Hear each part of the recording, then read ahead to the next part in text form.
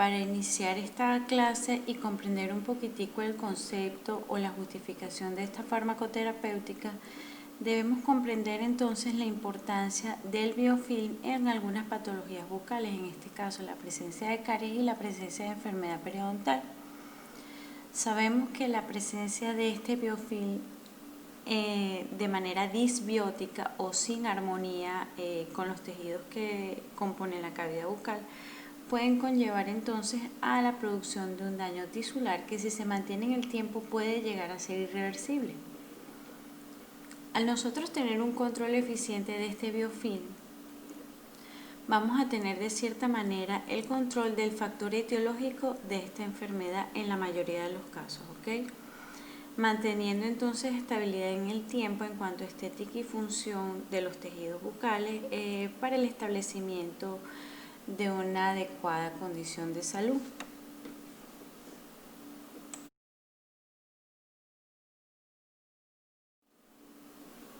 Entonces, ¿cuál va a ser el objetivo fundamental de la eliminación de este biofilm? Con la eliminación de esta placa, biofilm o biopelícula, lo que vamos a lograr es mantener dientes biológicamente aceptables a expensas del mantenimiento de los tejidos en condiciones de salud o dientes sanos. ¿Cómo vamos a lograr esto? Entonces, estableciéndole al paciente prevención con técnicas de higiene oral adecuadas, logrando con ello un control adecuado del biofilm o placa y a su vez logrando entonces un control adecuado de la enfermedad periodontal y otras enfermedades que pueden estar asociadas, tales como la caries.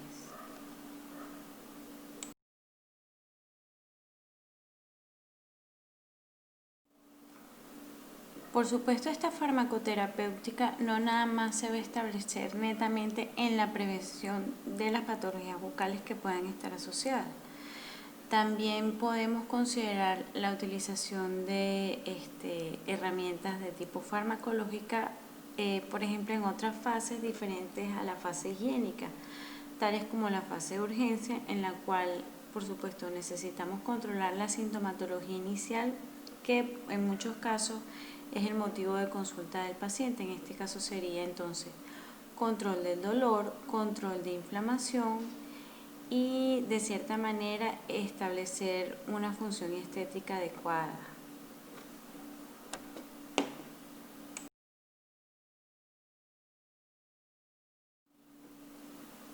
Entonces, en este tema nos vamos a enfocar sobre todo en la fase higiénica o la fase inherente al paciente, ¿okay? Lo que va a manejar el paciente en boca y qué herramientas van a ser necesarias para lograr entonces un correcto control de esa placa.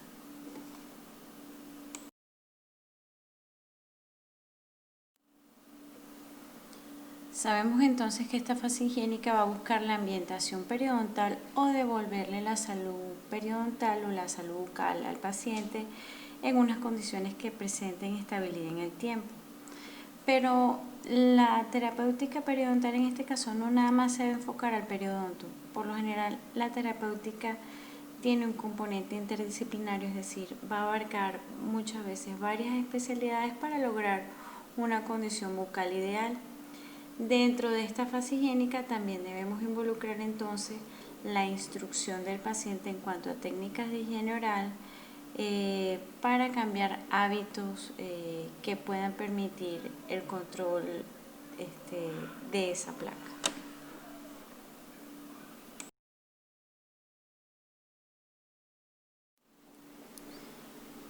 Dentro del protocolo sugerido por Linde y colaboradores para el establecimiento de una fase higiénica adecuada, se recomienda en las 3 primeras citas lograr reinstruir o lograr modificar el hábito de higiene del paciente por medio de la técnica de revelado de placa para que el paciente lo visualice. Hacemos las modificaciones pertinentes en la técnica de higiene oral para lograr ese control adecuado.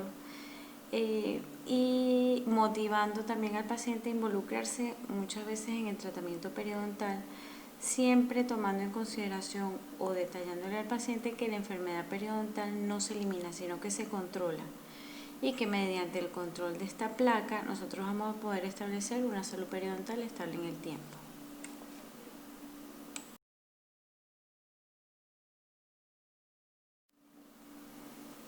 Dentro de los métodos reveladores de placa que vamos a utilizar con los pacientes para evidenciar la presencia de placa o de aquellas zonas donde la higiene no está siendo eficiente, tenemos entonces las sustancias reveladoras. Estas van a ser elementos educativos importantes para mostrar al paciente la ubicación de la placa y medir las superficies teñidas. Recuerden entonces que para el diagnóstico de la enfermedad periodontal es importante tener en consideración el establecimiento del índice de placa para saber qué tan eficiente es la higiene del paciente. Entonces, el paciente debe usarlas después del cepillado con el objetivo de verificar su desempeño y su destreza en la remoción de la placa. Es decir, con esto el paciente va a tener un control en la evolución del cepillado y va a lograr entonces de manera mucho más eficiente la eliminación de esa placa presente en boca. Estas sustancias pueden venir en forma líquida y en tabletas con base a eritrocina y carmelito Bismarck. La fluoresceína visualiza entonces la placa al ser expuesta a luz ultravioleta, plaque letter, pero esta ya es una sustancia reveladora un poco más específica. Por lo general utilizamos las que vienen en forma de pastilla o líquida.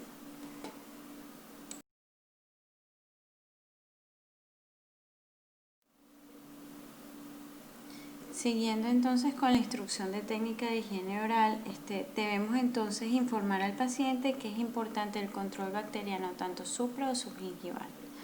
Sabemos que esta terapia va a ir acompañada por una terapia de tipo mecánica, realizada por el paciente, en el cual el paciente puede utilizar entonces técnicas adecuadas de cepillado con los elementos necesarios, uso de hilo dental y dispositivos de irrigación bucal en aquellos pacientes que tienen periodonto disminuido, tales como el Waterpik.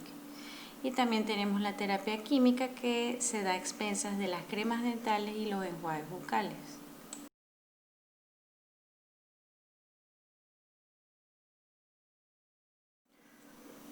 Continuando entonces con los métodos de control de biopelículas, sabemos que es importante entonces que el paciente tenga conocimiento de todas las herramientas que puede utilizar para mejorar la técnica de higiene oral. En este caso sería el uso correcto de un cepillo adecuado, una crema dental que puede estar indicada también de manera adecuada, la utilización de un enjuague bucal que sea adaptado a las necesidades del paciente y otros elementos que puedan mejorar esa condición de higiene oral.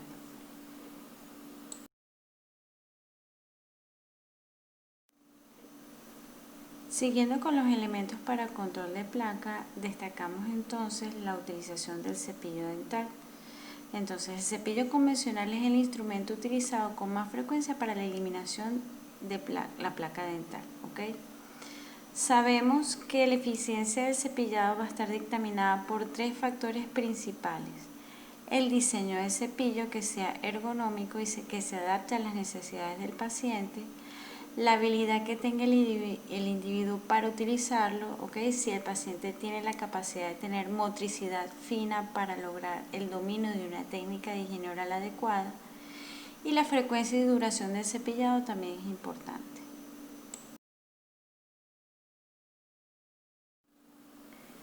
Siguiendo con la descripción del cepillo dental, el Workshop Europeo para el Control Mecánico de Placa llegó a un acuerdo en cuanto a las características que debe tener un cepillo dental que sea eficiente para el control de esa placa. Entonces, dentro de estas características encontramos que el mango del tamaño debe ser apropiado, acorde con la edad y destreza del paciente. Recordemos entonces que no es lo mismo un cepillo dental que vaya a estar indicado para niños que para un adulto. Es un ejemplo. La cabeza del cepillo también debe ser de un tamaño adecuado para la boca del paciente. Los filamentos deben ser de nylon o poliéster de extremos redondeados no mayores a 0.009 pulgadas de diámetro. Recordemos que los cepillos dentales se indica su cambio cada 3 o 4 meses porque estas puntas redondeadas se gastan y pueden producir rayas en la superficie del esmalte. Las cerdas deben ser entonces de configuración suave definidas como aceptables para las normas de la industria internacional ISO. Y la disposición de estas cerdas debe favorecer la eliminación de la placa en los espacios interproximales y a lo largo de la línea gingival. Por eso es que hoy en día se estila más mandar cepillos que sean de cerdas suaves que los que se utilizaban anteriormente, que eran los de cerdas duras.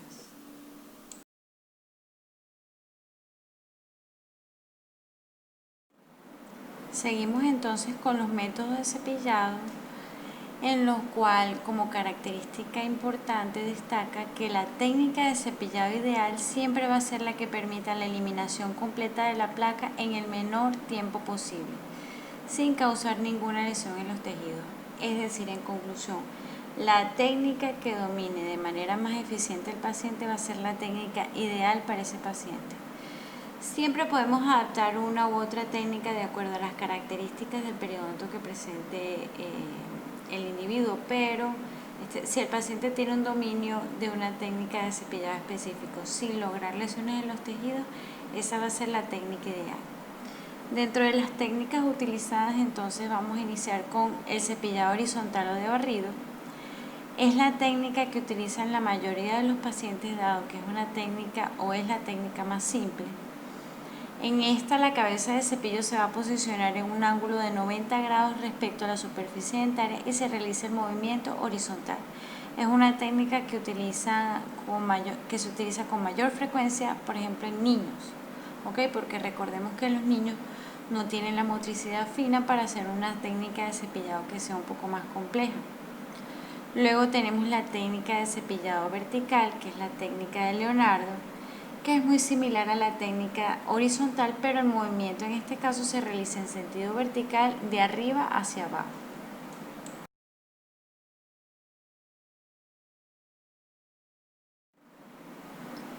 Seguimos entonces con la técnica vibratoria o de Stillman, en la cual la cabeza del cepillo se va a encontrar en una dirección oblicua hacia el ápice. Las cerdas van a estar ubicadas en el margen gingival y en parte también en la superficie dentaria, es decir, 50% en el margen y 50% en la superficie dentaria, ¿ok? Se va a encontrar en esa interfaz. Y esta técnica va a presentar entonces una ligera presión junto con un movimiento vibratorio sin mover el cepillo de su posición original.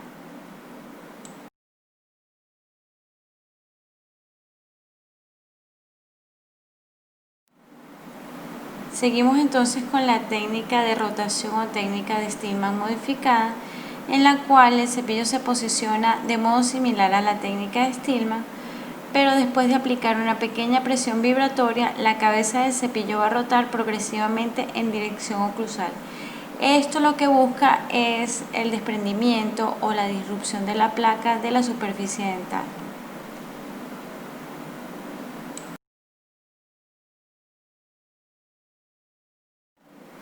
Seguimos entonces con la técnica de Charters, en la cual la cabeza del cepillo se posiciona en dirección oblicua a la superficie dentaria con las cerdas en dirección a la superficie oclusal. Si se fijan en la foto, el cepillo se encuentra ubicado de cierta manera invertido, es decir, las cerdas se van a encontrar hacia oclusal o hacia coronal, no hacia el margen gingival.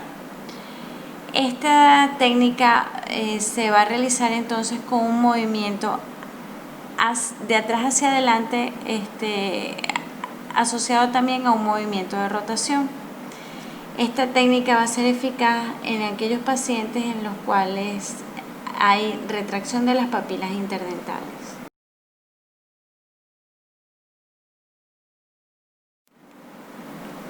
Seguimos con la técnica de Bass, en la cual el cepillo se mueve en dirección antero-posterior haciendo movimientos cortos. En la cabeza del cepillo se posiciona en dirección oblicua hacia el ápice con el fin de introducir las cerdas en el surco gingival, es decir, buscamos hacer ese surco para la eliminación de la placa.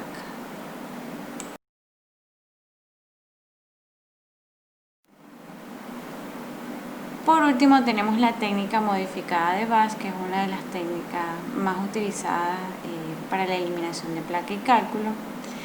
Esta técnica se describe como la misma de la Bass convencional, solamente que va a estar adicionalmente asociada con la técnica modificada de Stillman. En esta, la cabeza del cepillo se va a rotar aplicando un movimiento en dirección oclusal, ¿ok? Vamos a hacer entonces movimientos de rotación y movimientos verticales para la eliminación de la placa. Digamos que el movimiento de rotación va a producir un desprendimiento de esa biopelícula o va a producir la disrupción del biofilm, y el movimiento en dirección oclusal o vertical va a producir la eliminación de la placa.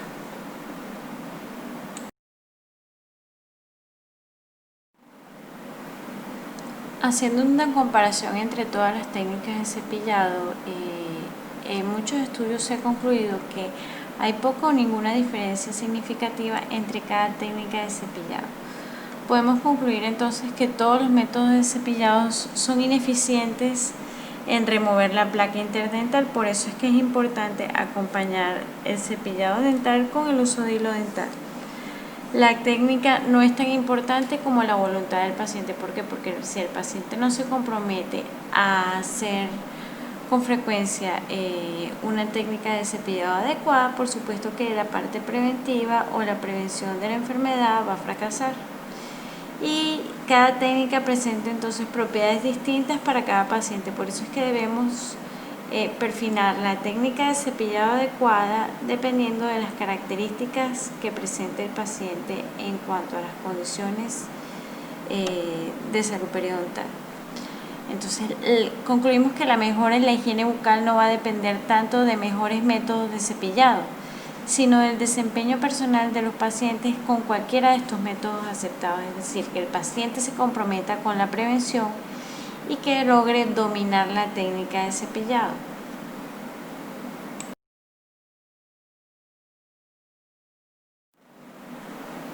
Algunos estudios han arrojado algunos datos interesantes asociados a la frecuencia y eficiencia del cepillado dental. Se dice que la enfermedad o el establecimiento de la enfermedad periodontal puede estar más relacionado con la calidad de la higiene que con la frecuencia del cepillado, es decir, si tenemos una técnica de higiene que es adecuada, la frecuencia de cepillado no va a necesitar que sea como tan intensa, ¿ok? ¿Por qué? Porque estamos haciendo una eliminación eficiente de la placa. Se dice también que el cepillado conjuntamente con la higiene interdental una vez por día y también una vez cada 2 días podría en teoría evitar el desarrollo de gingivitis o de enfermedad periodontal, pero la limitante está en que ningún paciente domina al 100% cualquier técnica de higiene oral. Por eso es que es importante aumentar la frecuencia de higiene a por lo menos 3 veces al día o después de cada comida. Se dice también que el tiempo promedio en utilizar el cepillo o descepillado para poder realizar una técnica adecuada debería oscilar entre 60 segundos y minuto y medio, ¿ok? Se recomienda también reemplazar el cepillo periódicamente. Entonces, ¿qué son las cremas dentales? Son sustancias que van a ser utilizadas en combinación con los cepillos dentales para facilitar la remoción de biopelícula. Estas van a servir como vehículo para aplicar agentes terapéuticos o preventivos a la superficie dentaria. Se presentan en forma de pasta, líquido o polvo. Las más comúnmente utilizadas son en forma líquido o en pasta.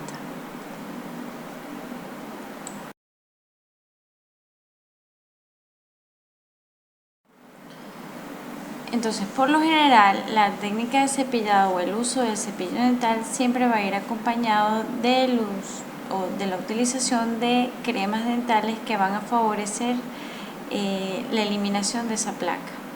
Dentro de los componentes de estas cremas dentales tenemos algunas sustancias abrasivas tales como el carbonato o fosfato de calcio, citratos, entre otros, sustancias suspensoras, sabor y color adecuados, flúor y algunos humectantes tales como agua, sorbitol o glicerina.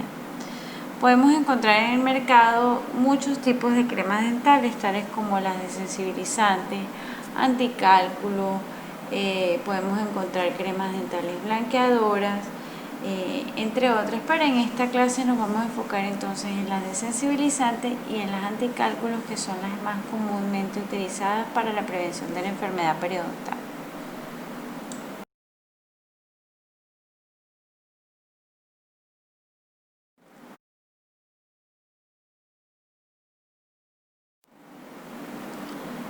Las cremas dentales anticálculos se dice que pueden favorecer la reducción del 15 al 50% de esa placa bacteriana. Van a tener dentro de sus componentes pirofosfato solubles, sales de zinc y triclosan, acompañado de polímeros para que favorezcan la adhesión a la membrana celular. Esto va a retardar entonces la mineralización de esa placa, impide la organización del cálculo, facilitando entonces la remoción mecánica de la placa, ¿ok?, de la biopelícula.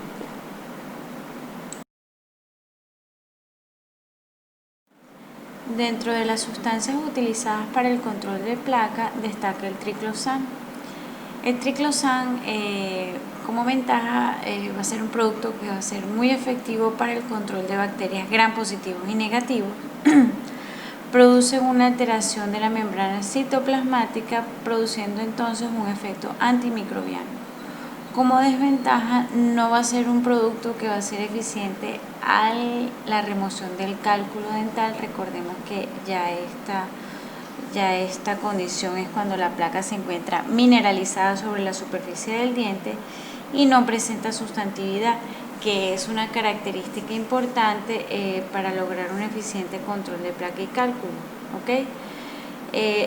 La sustantividad se le explicaba un poco más adelante.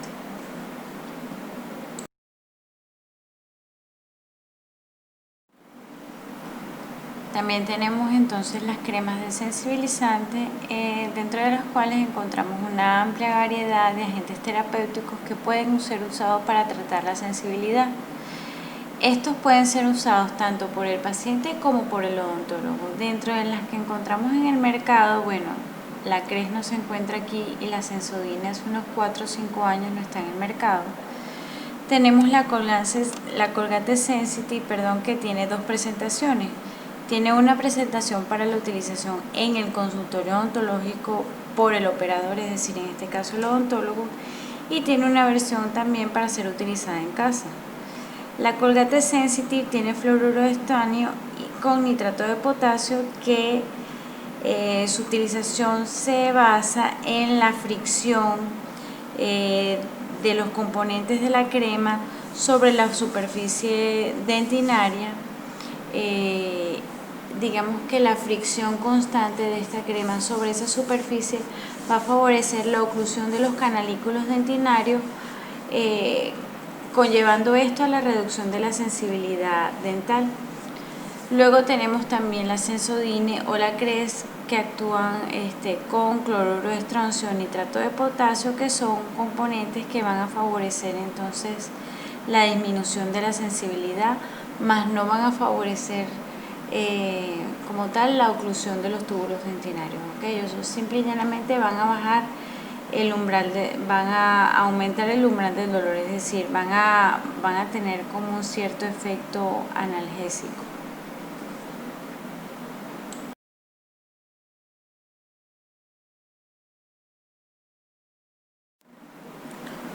Los fármacos más comúnmente utilizados para la terapia periodontal van a ser tetraciclina, doxiciclina, amoxicilina, metronidazol y ornidazol.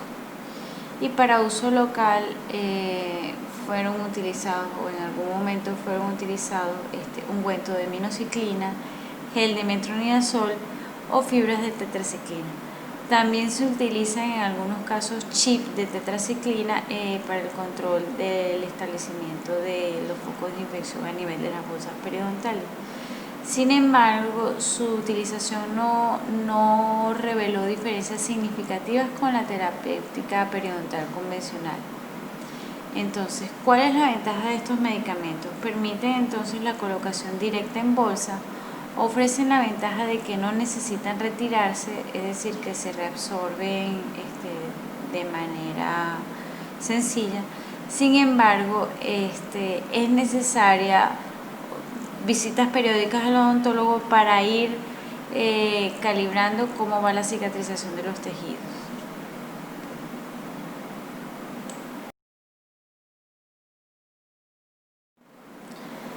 Dentro de la antibiótico-terapia utilizada en periodoncia tenemos también aquellos que fueron utilizados de manera subgingival, como lo expliqué anteriormente. Estos fueron recomendados en algún momento para complementar el control personal de la placa bacteriana. Se colocaban antimicrobianos en sitios de enfermedad periodontal activa en concentraciones bactericidas o también en otras presentaciones tales como jeringas que favorezcan la irrigación pulsátil en la zona para hacer un control más eficaz. También tenemos estos medicamentos se presentaron también en formatos de periochips o láminas muy delgadas que se introducían en la bolsa periodontal. Como les dije anteriormente, la utilización de estos mecanismos de antibiótico-terapia no reflejaron una diferencia significativa con respecto a la terapia periodontal convencional. Por eso es que el uso de estos medicamentos es muy limitado o prácticamente está en desuso.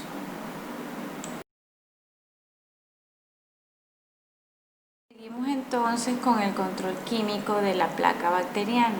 En vamos a hablar un poco de lo que serían los enjuagues bucales.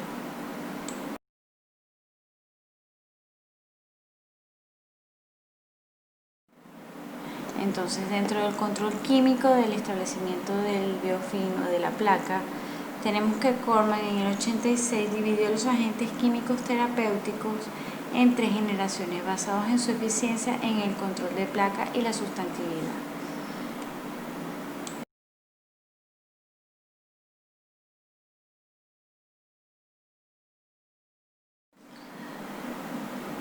Seguimos entonces para comprender un poquitico la importancia de la utilización de estos agentes químicos para el control de la placa. Sabemos entonces que por la significativa reducción de la caries dental desde décadas pasadas se ha fijado la atención en los nuevos métodos de control, prevención y tratamiento de la enfermedad periodontal. En estas condiciones, el papel de la biopelícula en la gingivitis y periodontitis es conocido desde hace unas 4 décadas. Sin embargo, el microorganismo exacto que lo causa y su mecanismo de acción no ha sido plenamente identificado. Por eso es que debemos hacer un control estricto de todas aquellas bacterias que puedan estar asociadas con la enfermedad periodontal. El Consejo de la ADA ha establecido condiciones para aceptar un agente para el control de placa y gingivitis o establece ciertos parámetros. Hasta hoy se indica que debería reunir ciertas características que lo puedan delimitar como un agente ideal. Debe ser entonces clínicamente efectivo para el control de placa, clínicamente efectivo para el control de la inflamación y debe tener efectos máximos sobre el patógeno periodontal en este caso.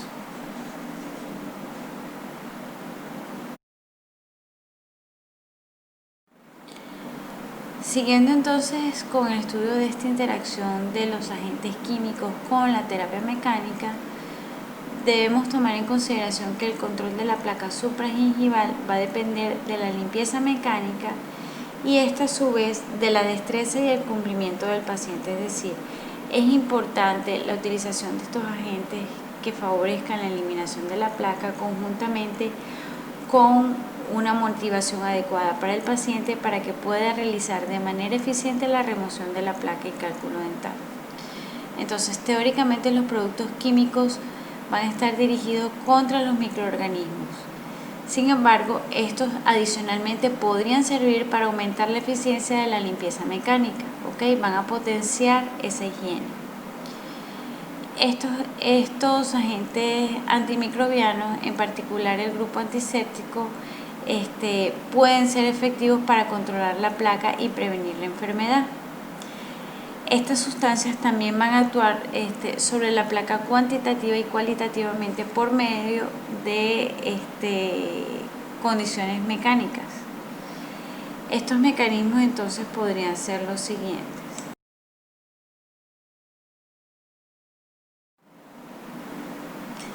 Deberían entonces evitar la adherencia bacteriana, deberían detener o reemplazar la proliferación de los microorganismos, extraer la placa establecida y alterar la patogenia de la placa bacteriana.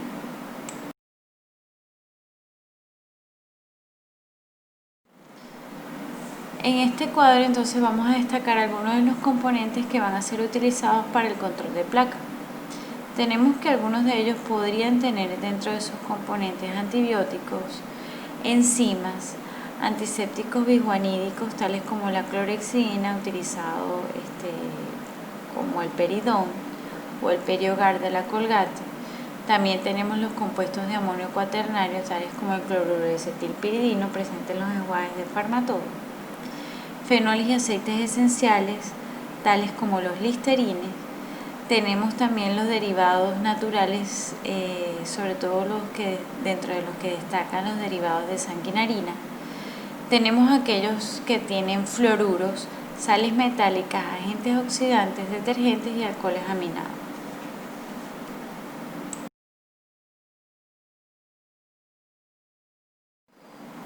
Entonces, ¿cuáles son las características ideales que debería tener en teoría un enjuague bucal? Debería ser muy eficiente, debería tener especificidad sobre los microorganismos que sean patógenos, debería tener la capacidad de sustantividad o de absorción, ser seguro para el paciente y también ser estable en cuanto al mantenimiento de sus propiedades para el control de esa biopelícula.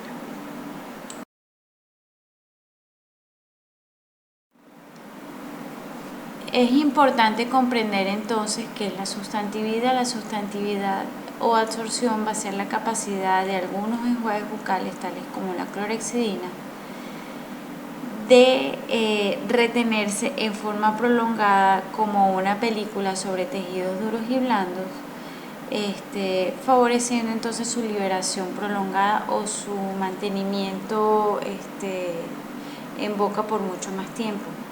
Corman en 1986 entonces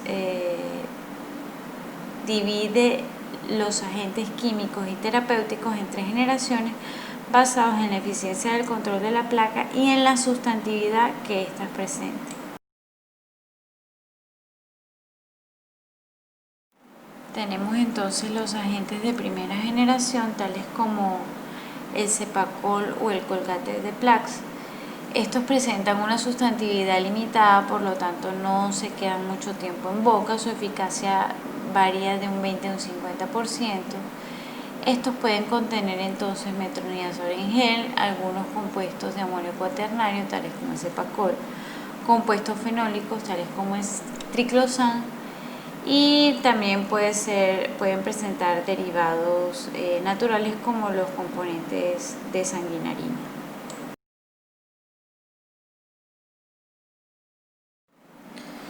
Luego, dentro de los agentes de segunda generación, encontramos que estos van a tener una sustantividad un poco más significativa.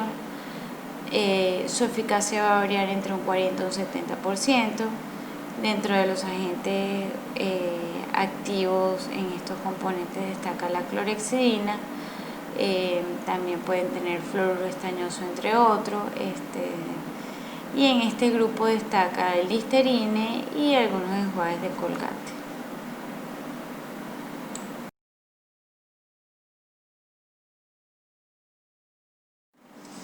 Tenemos también entonces los agentes de tercera generación que deben reunir una serie de cualidades mucho más ventajosos que los anteriores.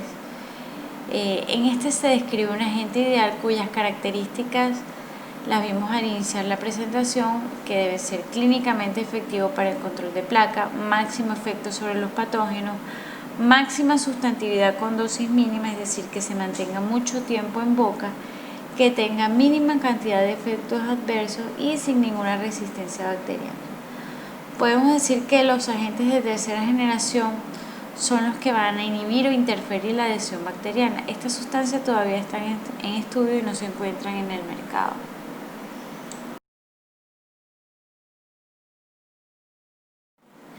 Entonces, dentro de los enjuagues descritos anteriormente tenemos los compuestos de amonio cuaternario que favorecen la lisis celular, entonces disminuyen el metabolismo y afectan la adhesión bacteriana. Estos van a disminuir la placa bacteriana en aproximadamente un 35% y tienen una rápida liberación, es decir, que actúan casi inmediatamente. Luego tenemos los aceites esenciales, que son los listerines, que van a producir la ruptura de la pared celular e inhibición de las enzimas bacterianas. Estas extraen los lipopolisacáridos derivados de las bacterias gram negativas produciendo la lisis celular. Van a producir una reducción de biopelícula entre el 20 a un 34%. Fíjense que la efectividad es muy limitada.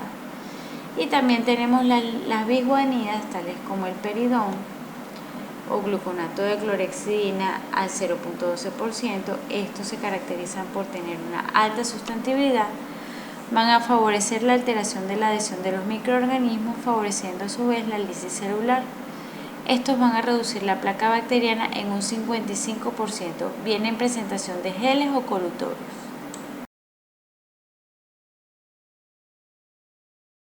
Luego tenemos los fluoruros, que van a afectar la agregación bacteriana y su metabolismo. Como desventaja, favorecen la aparición de manchas negras y sabor desagradable, y dentro de este campo destaca el componente o aquellos que tienen como componente el fluoruro estañoso de 0.4%. Tenemos también entonces los productos naturales, que son los derivados de la sanguinarina, muy raro conseguirlos en el mercado actualmente.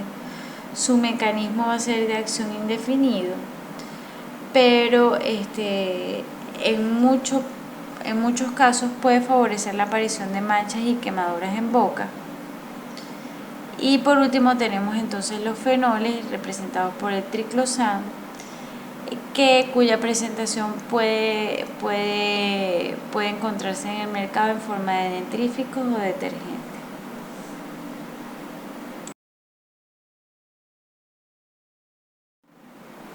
Luego tenemos estos indicados de menor porcentaje, pero no menos importante. Tenemos las sales metálicas, que van a tener un efecto antimicrobiano ligado a la concentración y frecuencia de uso. Tenemos también los agentes oxidantes, como el peróxido de hidrógeno, que van a ser desinfectantes de elección en algunas patologías periodontales, tales como las gingivitis necrosantes o las periodontitis necrosantes, entre otras.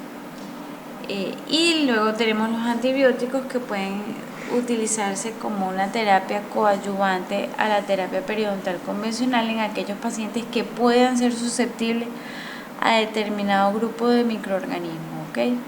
Entonces, dentro de los antibióticos destacan, por ejemplo, las tetraciclinas, que puede ser efectivo contra la Agregatibacter actinomyces concomitans.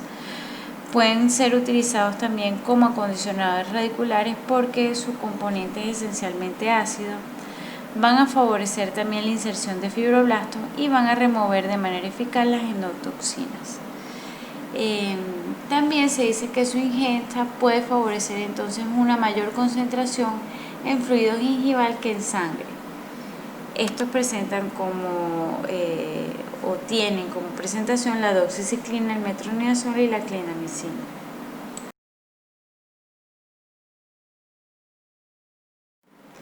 Para concluir, entonces, debemos tener presente que los antimicrobianos pueden reforzar los efectos de la terapia periodontal convencional. Los antibióticos sistémicos pueden ser un auxiliar útil en periodontitis crónicas o agresivas que están asociadas a susceptibilidad del huésped.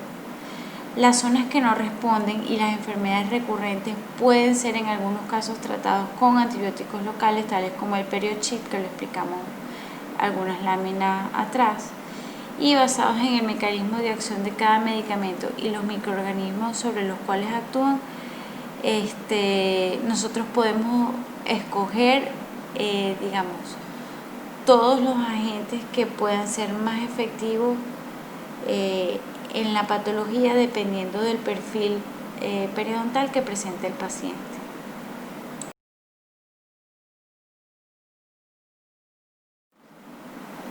Concluyo entonces con una frase de optimismo: la mejor forma de predecir el futuro es crearlo. Entonces no se desanimen, sigan estudiando y espero que sean odontólogos de bien. Saludos.